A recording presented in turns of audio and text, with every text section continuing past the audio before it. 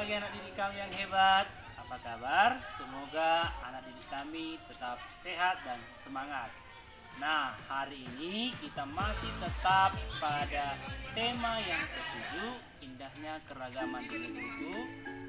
Subtema yang kedua yaitu indahnya keragaman budaya di negeriku pada pembelajaran yang pertama.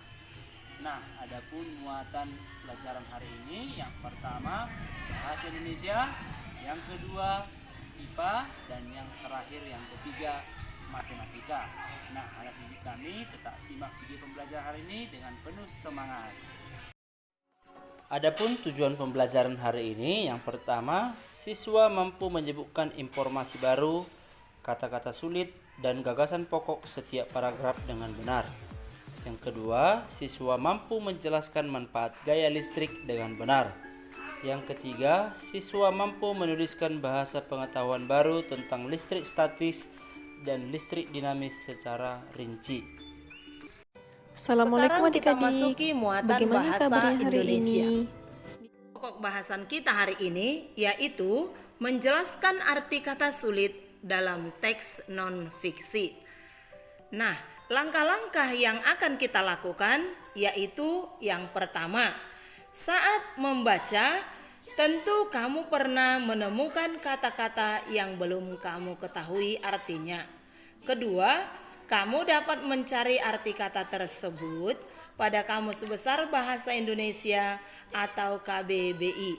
Yang ketiga, arti kata-kata sulit dapat kamu latih dengan terus membaca dan mencatat pada selembar kertas arti kata tersebut. Nah, sekarang coba kamu buka buku Bupena 4C halaman 111 yang berjudul Mengenal Pusat Pengembangan Kebudayaan Nusa Tenggara Barat di Taman Budaya sampai halaman 112. Setelah kamu selesai membaca bacaan tadi, Nak, sekarang tugasmu kamu kerjakan ayo berlatih halaman 112, hanya nomor 2 dan 3 saja. Selamat bekerja ya, Nak. Terima kasih. Nah, kita lanjut dengan muatan IPA. Adapun pokok bahasan kita untuk mata pelajaran IPA yaitu gaya listrik dan kegunaannya. Gaya listrik adalah gaya yang dimiliki oleh benda yang memiliki muatan arus listrik. Ada dua jenis muatan arus listrik. Yang pertama, muatan positif atau proton disimbolkan dengan tanda tambah. Sedangkan yang kedua yaitu muatan negatif atau elektron yang disimbolkan tanda kurang. Ada dua jenis listrik. Yang pertama yaitu listrik statis. Yang kedua listrik dinamis. Listrik statis adalah listrik yang tidak mengalir atau diam. Dan listrik dinamis adalah listrik yang muatannya dapat mengalir. Listrik statis terjadi karena adanya gesekan dua benda. Contoh listrik statis dalam kehidupan sehari-hari. Yang pertama, kain wol disetrika, kemudian didekatkan pada rambut. Contoh yang kedua yaitu terjadinya petir. Mungkin adik kami pernah melihat petir saat hujan. Nah, perhatikan ada di sini sebuah penggaris dan sebuah kain wol. Nah, penggaris jika digosok-gosokkan pada kain wol, maka yang terjadi yaitu elektron dari kain wol berpindah ke penggaris. Penggaris bertambah elektron sehingga bermuatan negatif. Contoh berikutnya, kaca di sebelah kiri yang berwarna ungu dan kain sutra. Nah, jika kaca digosok-gosokkan dengan kain sutra, maka elektron dari kaca berpindah ke sutra. Kaca kekurangan elektron sehingga kaca bermuatan positif. Nah, ini adalah terjadinya petir. Terjadinya petir karena adanya gesekan antar awan. Berikutnya listrik dinamis. Contohnya, perhatikan gambar berikut. Di sini terdapat 2 buah baterai dan kabel dan juga bola lampu, di mana kutub positif berada di sebelah kiri kita yang berwarna merah, sementara kutub negatif atau tanda kurang berada di sebelah kananmu.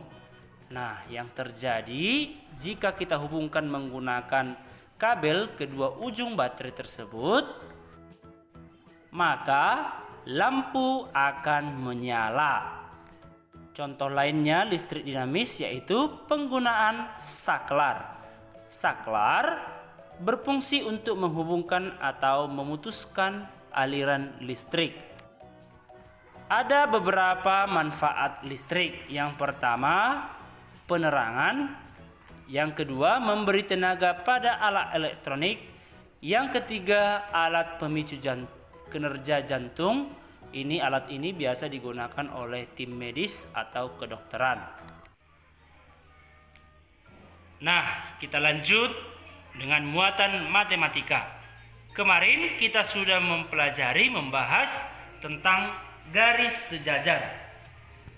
Dikatakan garis sejajar jika garis-garis tersebut terletak pada sebuah bidang datar dan tidak akan pernah berpotongan walaupun garis tersebut diperpanjang sampai tak terhingga.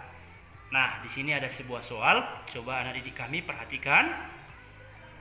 Buatlah sebuah garis yang sejajar dengan garis berikut. Di sini ada garis A, B, dan C. Nah, kita mulai dari yang A. Nah, di sini ada sebuah garis. Garis ini boleh dikatakan vertikal atau tegak. Nah, sekarang kita akan membuat garis yang sejajar dengan garis yang pertama ini. Apa contohkan? Perhatikan.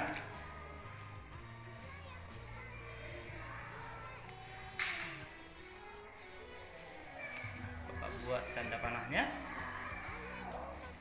Nah, jadi inilah garis yang sejajar dengan garis yang pertama.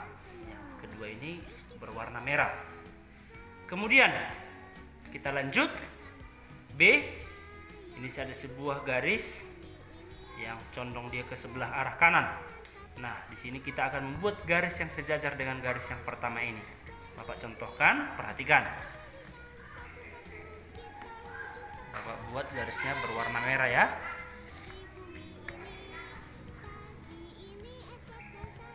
Oke. Inilah garis yang sejajar dengan garis yang pertama ini, yang berwarna hitam. Kemudian yang terakhir, yang C, kita buat garis yang sejajar dengan garis C ini, yang bagian yang pertama ini. Bapak contohkan.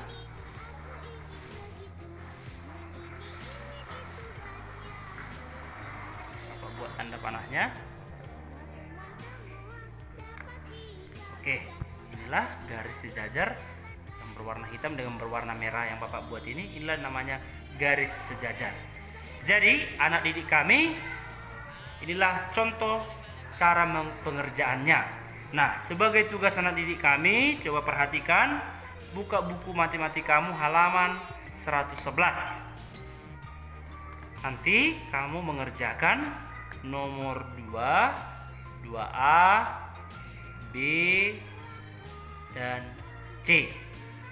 Dan cara mengerjakannya persis yang seperti Bapak contohkan pada video ini. Nah, selamat mengerjakan dan tetap semangat.